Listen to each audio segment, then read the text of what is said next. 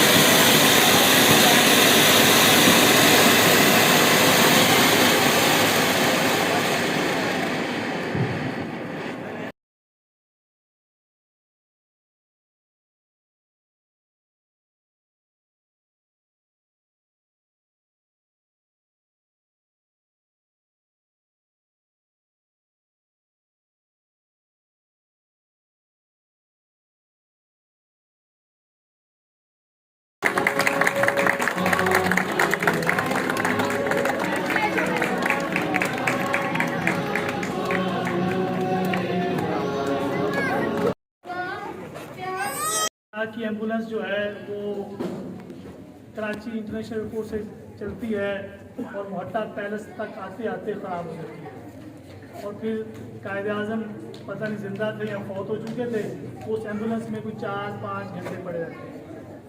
इसी तरह से कभी कभार माइक भी ख़राब हो सकता है, और जैसे कभी कभी मैं खांसी में कहता हूँ जैसे सौती असरात समझिए, तो इस लाइव नशरियात का ये हिस्सा भी है, जहाँ मेरे 2 बड़े मोहतरम 3 सहाफ़ी हज़रात बैठे हैं। इन्हें पता है कि 36 मिनट का जो प्रोग्राम है ना, वो 5 घंटे में रिकॉर्ड होता है। तो ये भी उसी का हिस्सा है। बाइक में कुछ खराबी आई और हमें कुछ थोड़ा सा उसमें झूठ का मुजाहरा करना पड़ा, उसकी माजूर कहाँ है।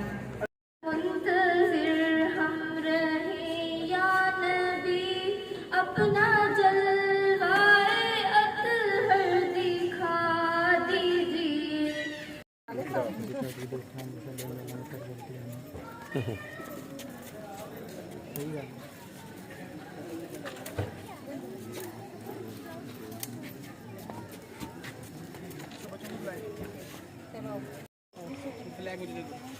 आ जाओ, आ जाओ, इधर आगे आओ, इधर आओ, इधर मेरी इधर आओ, इधर आओ, आप भी आ जाओ, इधर आओ, चलें भी पकड़ो मेरा, बिल्कुल भी पकड़ो, बिस्मिल्लाह कीजिए। इसको मिट्टी भी डालनी है, आप भी डालो मिट्टी।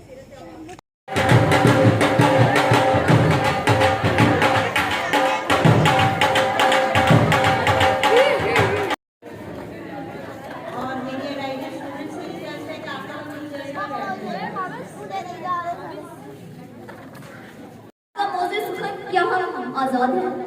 शायद एक पाकिस्तानी होने के नाते आपका दिल मेरी बातों को सुनना गवारा ना करे, मगर आज 70 वर्ष गुजरने के बाद भी हम सो रहे हैं तो हमें कौन जगाएगा। ऐवान में पेश करता करारदाद हम आजाद हैं। यहाँ लफ्ज हमसे मुराद महज आप और मैं जो एयर कंडीशन कमरों के बगैर बैठना तसव्वुर नहीं करते, या मेरे मुखालिफ में आने वाला वो शख्स जो सिर्फ और सिर्फ जज्बात पर मुनसिर बातें करके इस ऐवान का ज़मीन पर फिर से मुर्दा कर देना चाहता है, वो नहीं, बल्कि आली वकार यहाँ लफ्ज हमसे मुराद वो गरीब मजदूर तबका भी तो है जो तपती हुई धूप में अपने कमजोर जिस्म पर अपनी बुरी हड्डियों से ज्यादा भारी वजन उठाता है। यहाँ लफ्ज हमसे मुराद वो सड़कों पर मारे मारे फिरने वाले वाले ख्वाजा सरा भी तो हैं कि जिन्हें कोई पूछने वाला ही नहीं। अली वकार मगर चूंकि आज 14 अगस्त है तो आइए आजादी आजादी खेलते हैं। बल्कि अली वकार करारदाद में लफ्ज आजादी बड़ी अहमियत का हामिल है, क्योंकि आजाद तो आज सिर्फ वो हुक्मरान है जो इस मुल्क को खाकर बाहर चले जाते हैं। अली वकार आंखें खोलिए, यहाँ लफ्ज हमसे मुराद 20 करोड़ अवाम है कि जिनके दुख और तकलीफ अगर आंखों में सुनने बैठे तो हमारे कानों से खून बहने लगे। अली वकार छोड़िए इस सबको, बल्कि मैं तो कहती हूँ इस मुल्क के 2 टुकड़े कर लीजिए। आप अपने अमीर तबके की आजादी का जश्न मनाइए और मैं अपने गरीब तबके का शोक मनाती हूँ। बल्कि अली वकार फातिहा पढ़िए इस निजाम पर जहाँ लोगों को अगवा करने पर नामालूम अफराद आज भी नामालूम है। मातम कीजिए इस निजाम पर जहाँ मुफ्ती पाकिस्तान डॉक्टर अब्दुल कदीर खान को एहसान का बदला नजरबंदी की सूरत में दिया जाए।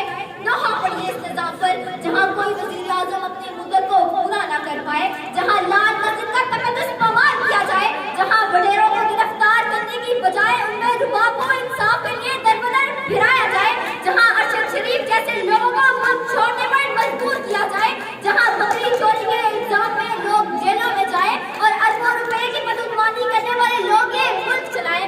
अली वकार जिस देश की माओ बहनों को अगियार उठा कर ले जाए, जिस देश के कातिल गुंडों को शराब चुरा कर ले जाए, जिस देश की कोर्ट कचहरी में इंसाफ टकों पर बिकता हो, जिस देश का मुंशी काजी भी मुजरिम से पूछ के लिखता हो, जिस देश के चप्पे चप्पे पर पुलिस के नाके होते हो, जिस देश के मंदिर मस्जिद में हर रोज धमाके होते हो, जिस देश के जान के रखवाले खुद जाने ले मासूमों की, जिस देश के हाकिम सालिम को सुस्ती न सुने मजलूमों की, जिस देश में बिनते हवा की चादर भी दाग से मैली हो, जिस देश में आटे चीनी का बहरान फलक तक जा पहुंचे, जिस देश में बिजली पानी का फुकदान हलक तक जा पहुंचे, जिस देश के हर चौराहे पर 2-4 भिखारी फिरते हो, जिस देश में गुर्बत माओं से बच्चे नीलाम कराती हो, जिस देश के ओहदेदारों से ओहदे न संभाले जाते हो, जिस देश के सादा लोग इंसान को हकों पर डाले जाते हो, उस देश के हर एक लीडर पर सवाल उठाना वाजिब है, उस देश के हर एक आइन पर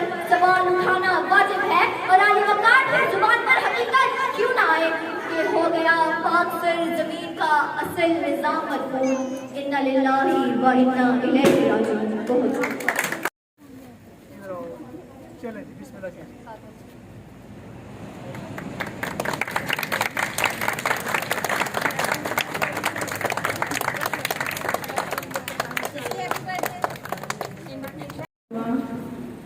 हमारी गलतियों को माफ फरमा दे।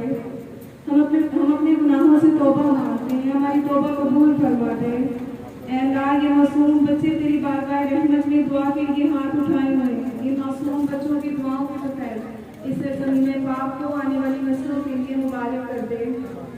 ऐ अल्लाह, इन मासूम बच्चों की दुआओं की तो खैर हमारे मुल्क को अमन का गहवारा बना दे। ऐ अल्लाह, दुश्मनों के शर से हमें महफूज फरमा।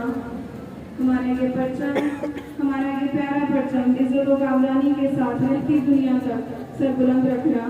ऐ अल्लाह, अपने फजल करम से इसे ज़मीन पाक को मादनियात और कुदरती वसाइल से मालामाल फरमा दे। अब अपनी अपनी दुआ कर लीजिए।